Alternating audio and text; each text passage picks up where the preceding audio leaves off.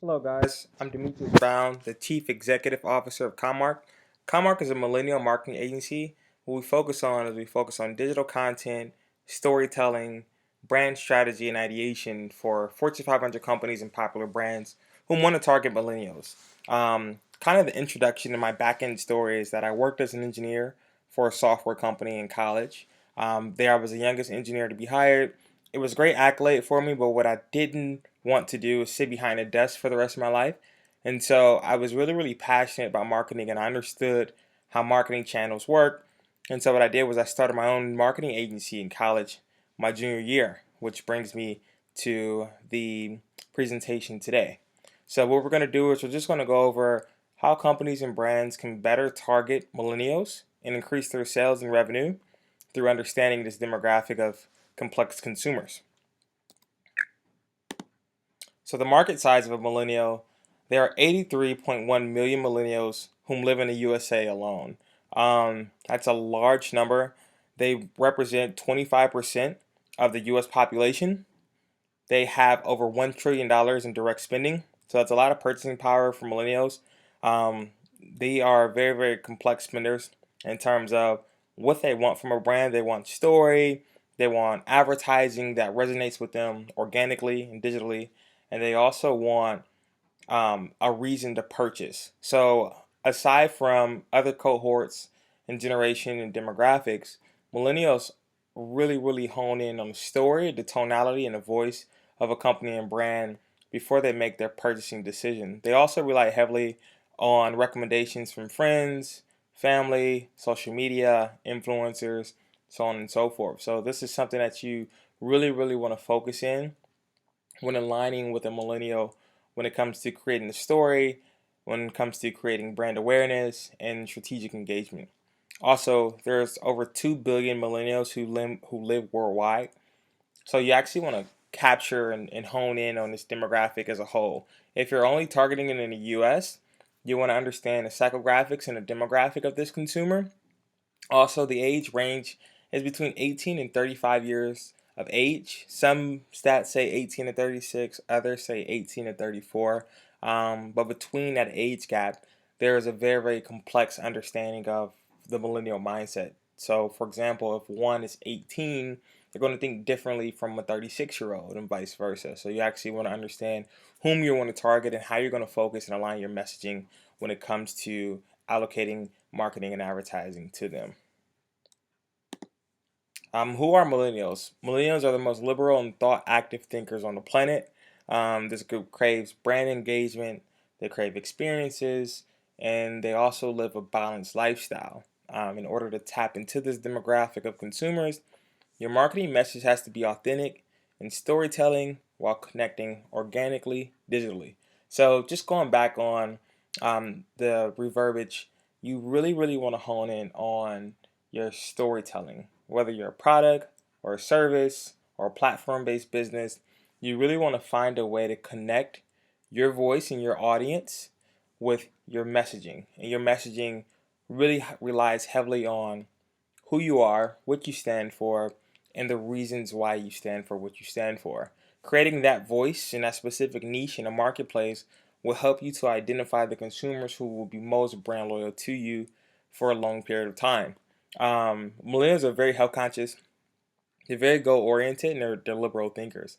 And liberal thinkers, they expand upon political views, they expand upon social awareness, and they expand upon brand engagement. So when creating a marketing campaign, you really, really want to keep your eye out for this, and you really want to think strategically when aligning objectives and goals for the future. Um, Here's some data for you guys. 90% of millennials own smartphones. It's a wide range number. Millennial teens are the first generation to have no memory at all of a life without internet and cell phones. So if you look at our parents' generation or baby boomers, they think completely different. So if you're a company who are used to aligning marketing messaging with baby boomers or Gen Xers, you really want to start to change your marketing message and the tonality of your brand to align with millennials. Just because you can't really allocate effectively marketing and advertising to two different demographics who don't understand one versus the other. So a baby boomer thinks completely different from a millennial and vice versa. Over 55% of the 684 millennial teens whom were interviewed for the Refuel study indicated that their smartphone is the most important device to them. Once again, going back in terms of your advertising, if you're going to advertise and distribute through various channels, you really want to think native ads, banner ads, and also contact ads. Because if you focus on a very, very wide focused or non-focused channel of advertising, you're not going to really reach this specific demographic in terms of your advertising metrics. Also, in terms of the data that's focused on the impressions, that's focused on the metrics associated with that, you really want to hone in on this voice because it will greater your ROI for your overall organization and then for future marketing and advertising budgets to come. Digital data, millennials touch their smartphone at least 45 times per day. So that's a lot of touching for their smartphones. It's a lot of viewing and it's a lot of content that is being shared between this group. 5 out of 6 millennials connect with companies on social media networks. So once again, we're going back. We're going to talk a lot about relationship building, rapport, and engagement. You really, really want to create an authentic messaging platform. And you want to do it through social media accounts. So if you're a professional company, you want to create a voice via LinkedIn because that's where a lot of the professional millennials align. If you're more engagement based, you really want to create a brand profile through Instagram. Some may even go as far as using Snapchat to update their stories and their content every so often. And also, Twitter is a great platform because it creates a two-way messaging platform between millennials and they, the brand. And so, X is the value that's equivalent to align both with a common medium. The average spend is an estimated 16 out of 24 hours a day on their devices. The average millennial owns an average of 7 connected devices and use at least 3 of those devices daily. So once again, the amount of interconnectivity within this group is very, very vast and broad.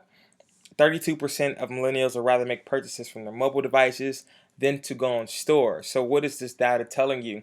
A lot of millennials are not really wanting to go into brick and mortar. They would much rather sit at home, order from their laptops, order from their smartphones, order on the go, or even look at content on the go. 30% of millennials have purchased from a grocery store online. So you think grocery store, you think definitely brick and mortar, it's going to increase foot traffic. No, a lot of millennials are more comfortable with ordering from their device directly from where they are. 93% of millennials use their smartphones to access the internet. So going back to the computer data, tablet, e-reader, whatever it may be, they are way more comfortable with using their smartphone devices.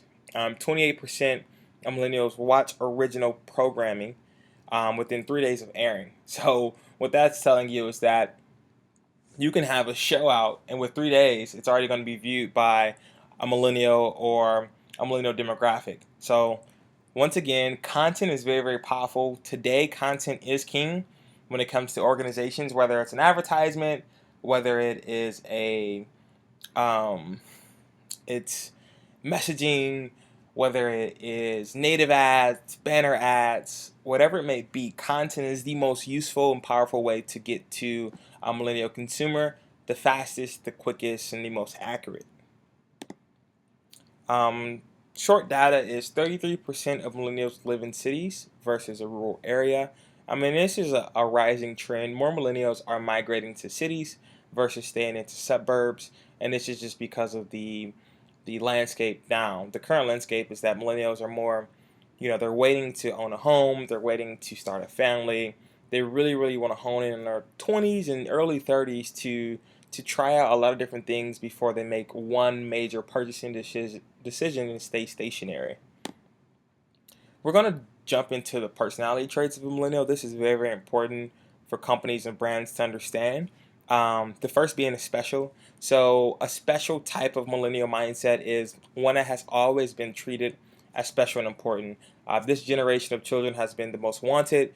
Every milestone was marked with celebrations and praise. So this goes along with the downline of how they were raised and the parental guidance as they got older, whether it was through school system, whether it was through academia and achievements. sports, whatever it may be, they're used to praise. And when you think about this, it kind of goes hand in hand with the VIP experience, if you will, that a millennial loves. A millennial loves to be treated like a VIP member wherever they go, whatever they do. So having this in terms of your branding, engagement, and organizing your channels, you really want to treat a millennial like a VIP and give them an experience that is unforgettable and that they'll remember for time to come. A next part of it is shelter. This is highly protected as children.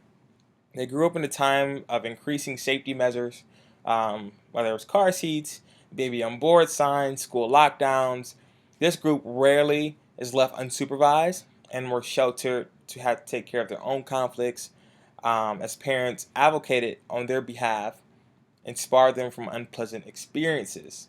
So this is a group of millennials whom are very, very conservative. They grew up in a conservative setting. They may have grew up in the suburbs. They may not have been exposed to major cities or big cities, and everything was more so a tainted experience than a more liberal one. And so when targeting a shelter group of millennials, you want your marketing messages to be conservative.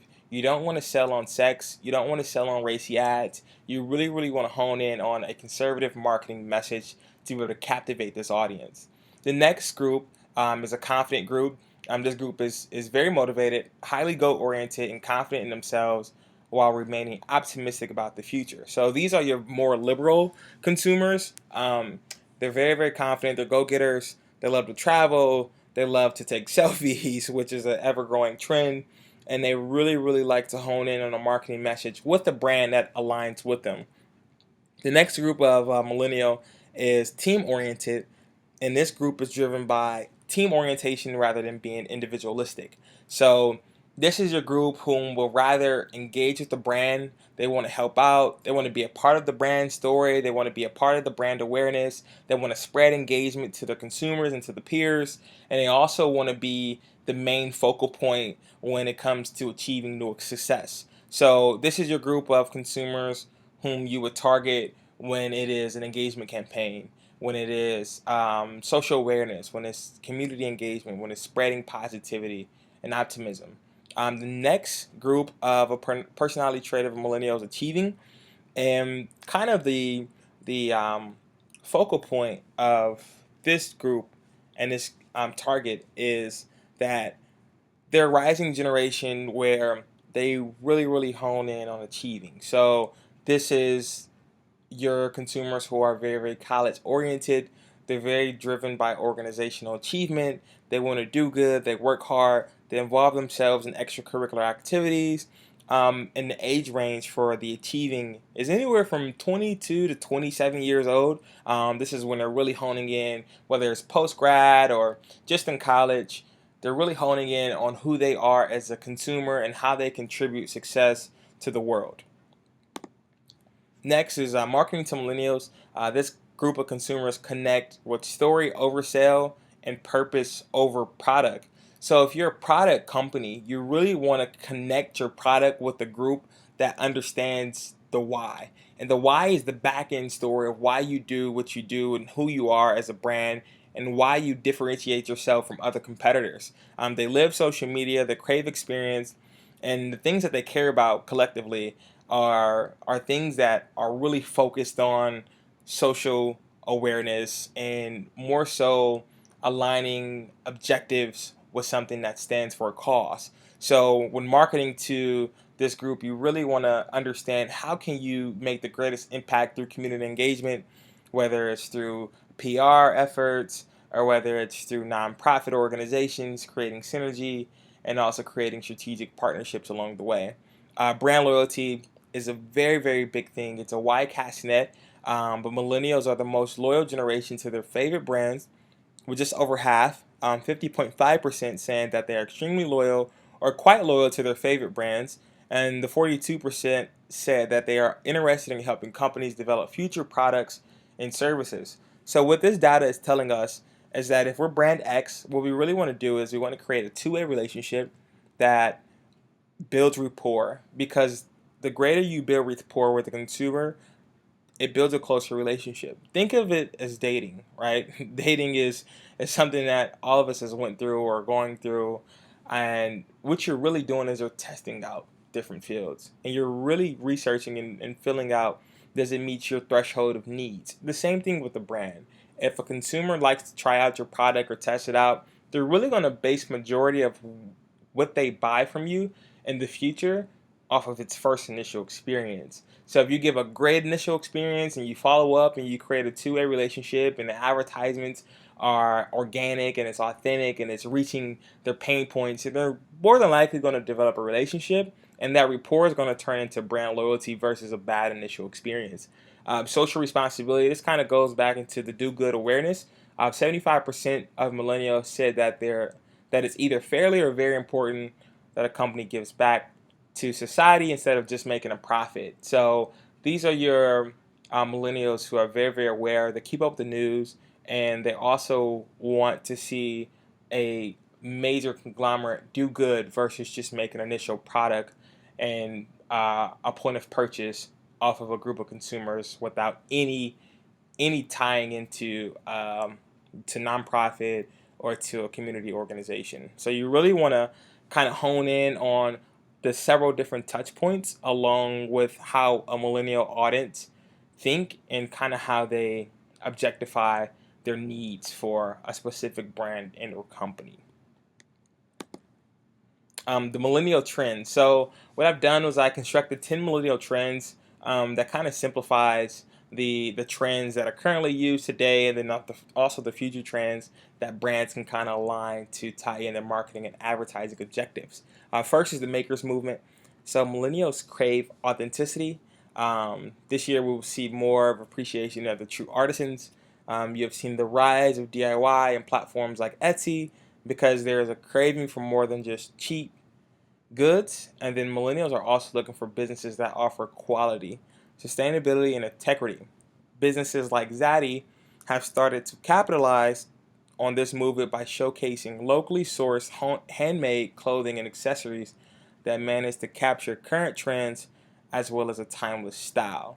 So basically what this is telling us is that the more you give a millennial in terms of DIY, integrity, honesty, quality, pretty much everything that a good brand stands for, the more that they will reciprocate that as well and give back. Next is content proliferation. This year we're going to see a huge surge of content. Simply put, there's just a lot of stuff out there, and that's in our faces. And this kind of goes along with how many brands advertise on a daily, how many commercials we see, how many advertisements we see on a daily basis. Brands are competing for space, and that space equates to X. And X is the relationship that builds a rapport with the consumer and then also a brand. And so in between that gap, between the brand and the consumer, it's the relationship. And the relationship goes along with marketing and advertising objectives, whether it's engagement campaigns, whether it's advertisements, whether it's content, commercials, banners, whatever it may be, whatever it is to cause attention and to keep attention and grab that attention is what you want to focus on when moving forward with content. And so content is king in today's age. Really, really authentic storytelling resonates much better than to just throw a very, very expensive advertisement on a screen. Number 3 is net neutrality. The fight for net neutrality has died off. There's still a strong push to maintain the freedom of the internet. And this isn't a surprise either, especially because the internet is the most important tool today, and it's an asset, and it's a weapon for this generation. So it is worth fighting for. So this goes along with the data of brands. This goes along with the programmatic advertising that a lot of companies and brands use today to fight for advertising space and to fight for the relationship space that it may cause or that it may project for a company to capture an audience. Number 4 is Amazonian access. Amazon, eBay, and a variety of non-specialized and specialized online shopping sites are continuing to rise in popularity and utility. Now consumers have access to an enormous amount of products, prices, reviews, and everything else that encourages them to not make snap decisions while at store. What this is telling you is that millennials actually take time to research, they take time to do their homework, and they really, really want to understand who you are as a company and who you are as a brand. And so, with all the data that's out there, whether it's reviews, whether it's social media posting, whether it's YouTube reviews, whatever it may be that they can get their hands on, they actually want to see and engage with your product online first before they actually go to a brick and mortar store. They actually make a purchasing decision on that product or service. Number five is conscious consumers. Millennials are not only aware of what they are buying, but they are also eager to learn about how that product came to be and how it's being sold. So this kind of goes back into the earlier part of the infographic where I was explaining that this group of consumer really craves the how, the why, the back end, right? What's the execution? What's the engineering behind your product? What's the engineering behind your brand voice? And how do you add value to them in their lives? This is a very, very important piece of the marketing mix and the marketing channel that will help create revenue and sales for any product or service that's being created new in the marketplace and it's driving sales. Number six is low cost luxury. This is just an example of your high end brands who want to extend their market lines. So this can be everywhere from Mercedes Benz was a recent brand whom were offering their Mercedes at a lower pricing point. It's still a luxury good, but they're making it more affordable for the mass market and mass audience. So keeping this in mind, if you are a luxury brand that fall into this tier, your product offering your extension of marketing lines can also create a wider casting net while still remaining focused on your core demographic of consumers and still keeping that luxury trend up and going. Number seven, this has been huge, is Power Girls. With the rise of girl power campaigns like hashtag like a girl, female anthems on the Billboard charts, and strong idols like Beyonce and Sheryl Sandberg, there is now a pathway that reaches women a bit more effectively. Building off of last year's upping the upworthiness trend, more focus is being directed toward the mission of empowering girls and women in the U.S. and around the world. So what this is telling us is that women are no longer falling under the representation of glass ceilings. Women now have a voice that's a very powerful voice. And if you're a brand who wants to target women, you really, really want to hone in on captivating this voice and amplifying this to this demographic of consumers, this audience of power girls, that women have power, that there's a lot of equality, that they're equal to men, and that they also have power, and that they also can make very, very social impact and change. So this is something that you've seen with Dove, Neutrogena, and a lot of the skincare lines like L'Oreal, etc. Number eight is selfie conscious. Millennials are living in a world today where they are constantly connected to friends, peers, colleagues, and everyone else. Obviously, Facebook, Twitter, Instagram, and Snapchat are expanding circles and networks, allowing more people to share with each other. So these are selfie conscious consumers. They're 20 somethings. They see pictures and posts about delicious food, fun get togethers, and overall experiences. As a result, millennials are eager to curate an image of themselves that matches the outward perfection that surrounds them. What this is telling you is that basically, millennial lives their life like a movie. They want the best of the best. They always want to look the greatest. They also want to compete with their peers and their friends. And so they're selfie conscious. This is the explosion of selfies and the terminology of selfie conscious today. And what that's turned into basically is that it's free promotion and press for your company or brand.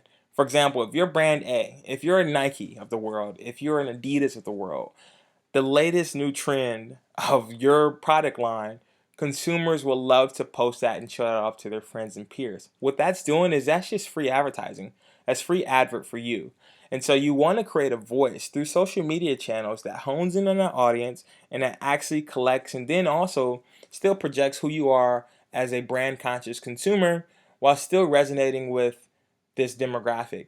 And that is everything from social media awareness to engagement to creating contests, whatever it may be. But you really, really want to resonate and hone in on this because the power of social media today is ever so increasing and is very, very powerful for companies. Number nine is Fitspiration. We're going to see a continuation of fitness experts infiltrating social media, resulting in a rise of health conscious millennials that will manifest in various ways.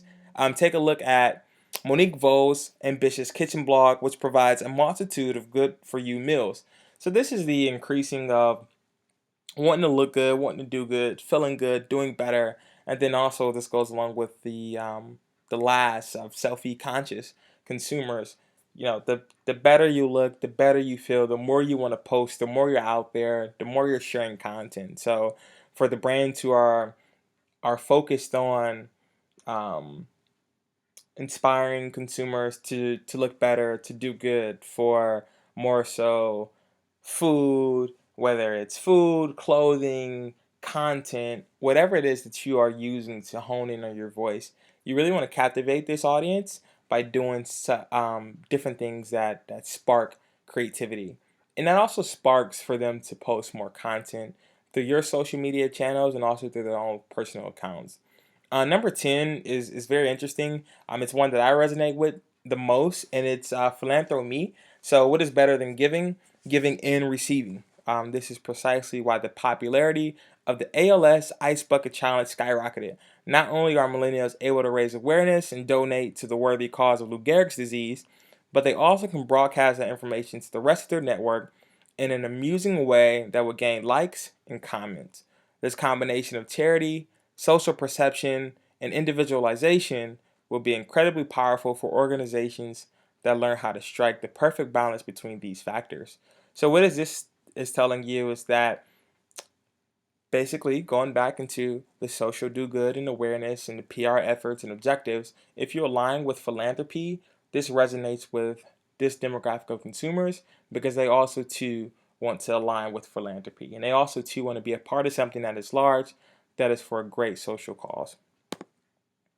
Millennials are the most ethically and racially diverse group. So I put together two subpoints. The hippennial, and they can make a world a better place. They're very conscious consumers. They're global awareness, info hungry, and the greatest users of social media today. But they do not push or contribute content. This group is female dominated and below average in employment. The next is gadget guru. They're successful, they're wired, they're free spirit, they're liberal, they're confident and at ease. Feels this is the best decade ever, the greatest device of ownership, pushes and contributes to content, and this group is male dominated and above average income and also single. Lastly, we have millennials in the workplace, which is a very, very important piece for CMOs, CEOs, and marketing directors and managers of organizations. The expectations of a workplace culture is that millennials embrace a strong entrepreneurial mindset, and they are often on the lookout for opportunities that can continue to move them up the corporate ladder, even if that means up and out of their current position. As digital natives, millennials have grown up in an era where the number of resources they have is almost infinite, making them more efficient problem solvers and critical thinkers.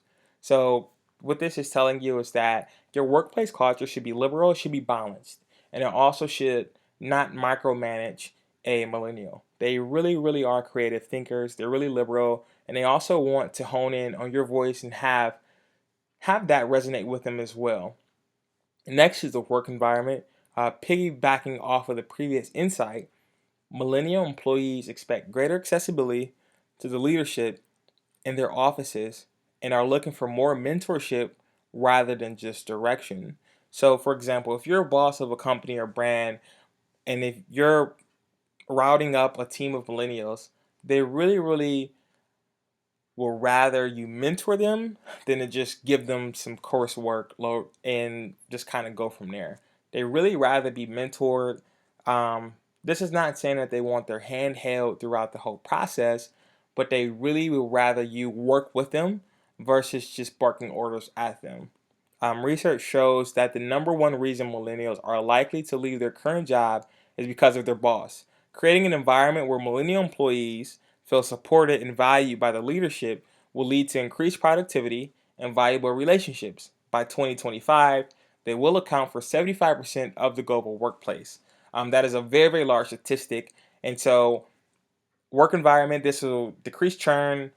This will increase ROI if you have a productivity based environment. And also, a footnote to that is creating an organizational culture that is task driven and not hour driven, because the average salary employee works anywhere from 40 to 60 hours per week, but just because you're working them an extra 20 hours per week or extra 25 hours per week doesn't necessarily equate to increased productivity and efficiency.